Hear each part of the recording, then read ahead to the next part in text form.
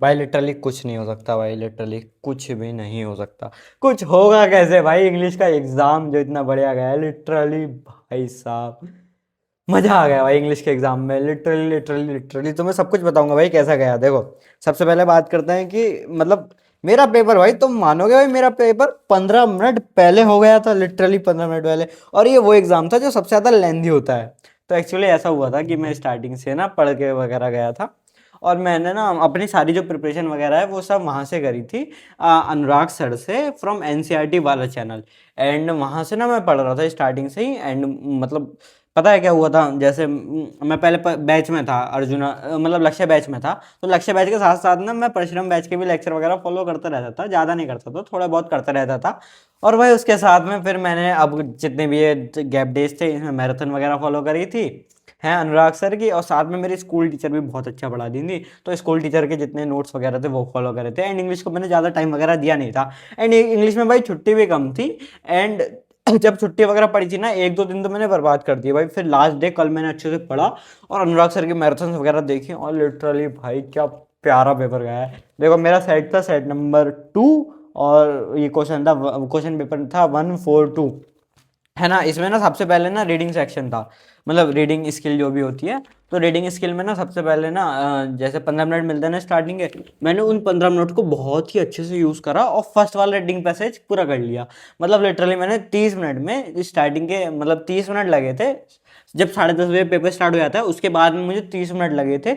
And मैंने पूरा reading section complete कर दिया था। एंड मैं बड़ा खुश था, मैंने कहा यार टाइम अच्छे से मैनेज वगैरह कर लिया है मैंने। उसके बाद में भाई फिर मैंने अपना टाइम लगाया यहाँ पर, ये राइटिंग सेक्शन में। एंड राइटिंग सेक्शन में भाई इतना इजी इजी आया, मतलब पता है क्या आया राइटिंग सेक्शन में, सबसे पहले तो आया नोटिस लिखने के लिए, क्योंकि बुक कवर डिजाइन कंपटीशन था। मैंने भाई लिख दिया, ये तो इजी सी चीज़ है, मतलब कोई कंपटीशन वगैरह स्कूल का होता है वो तो लिख ही सकते हैं। उसके बाद में फिर भाई एक आया था कि एनुअल थिएटर फेस्टिवल है तो उसके लिए इनविटेशन लिखो।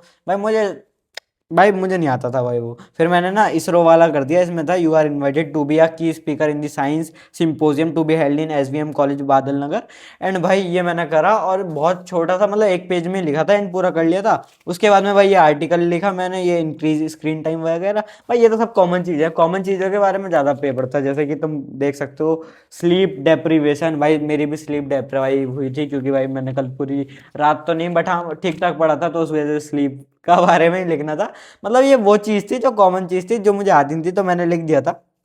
उसके बाद में भाई फिर आया था यहाँ पे कि एक मतलब आर्टिकल लिखना है about health care system in rural area, health care system in rural areas. तो मैंने वो भी लिख दिया था, बहुत ज़्यादा इजी था भाई, ज़्यादा कुछ था नहीं। उसके बाद में भाई लिटरेचर में, हाँ लिटरली मुझे थोड़ी सी टफनेस लगी। एंड हो सकता है लिटरेचर में मेरे मार्क्स कटें, क्योंकि राइटिंग सेक्शन और रीडिंग सेक्शन मैंने बहुत अच्छे से करा है, बट लिटरेचर ना मतलब थोड़े से लैंग्वेज ऐसी थी, लैंग्वेज कहो या फिर तुम जो भी कहो, बट हाँ पेपर कुछ ऐसा था। और अराउंड मतलब मैंने ना 1.5 घंटे में बाकी सब कर लिया था, और 1.5 घंटे में 40 मार्क्स सिक्योर करने थे मुझे। मतलब 1.5 घंटे में लिटरेचर करना था, और इसमें भी भाई सबसे ज़्यादा जो दिक्कत हुई एक ये वाला क्वेश्चन था जो मैंने मार्क कर रखा है, जो कि एक एक्सट्रैक्ट बेस्ड क्वेश्चन था। एंड उसके अलावा ऐसा तो कोई मुझे दिक्कत नहीं हुई। उसके अलावा मैंने पूरा पेपर ना हैंड टू हैंड ही करता चला था। एंड एक एक्सट्रैक्ट वाले क्वेश्चन में, मतलब जो रीडिंग कॉम्प्रहेंशन वाले क्वेश्चन में दिक्कत हुई थी। और भाई ये जो क्वेश्चन आए थे ना भाई, ये पोएम के और ये सब मतलब विस्तार वगैरह के थोड़े से मतलब ऐसे ही गए हैं मेरे। मैंने लिखा तो अच्छे से है, बट मैंने ज़्यादा नहीं लिखा है और थोड़ा ठीक ठीक ही लिखा है। बट इतना लिखा है कि हाँ मतलब ठीक ठाक मार्क्स मिल जाएंगे। और उसके बाद में फिर भाई लॉन्ग क्वेश्चन मैंने एक एक पेज के लिखे थे। और उसके बाद में जैसे ही मैंने पेपर करा भाई, मेरी बेल बज चुकी थी, मेरी मतलब बेल बज चुकी थी कि 15 मिनट्स बाकी है। तो उसके बाद में फिर मैंने चेकिंग करेगा भाई, फिर मैं आराम से बैठ गया। लिटरली पेपर बहुत अच्छा गया है। And this was not my last paper मेरा कंप्यूटर का है, जो कि 25 मार्च को है। एंड अब से मुझे जेई की प्रेप वगैरह भी स्टार्ट करनी है। कल मेरा पूरा दिन खराब हो गया था, day 3 of JE comeback challenge वो नहीं हो पाया था। तो अब जेई पे भी टाइम देंगे, साथ में कंप्यूटर भी पढ़नी है, स्टार्टिंग से पढ़नी है, एंड से पढ़नी है। ट्राई करेंगे, कुछ स्ट्रेटजी वगैरह देखूंगा, जिस जिसकी कंप्यूटर है मुझे बता देना, ठीक है। तो this was all my English exam. तुम्हारा कैसा गया कमेंट में जरूर से बता देना। मिलता है नेक्स्ट ब्लॉग में, बाय।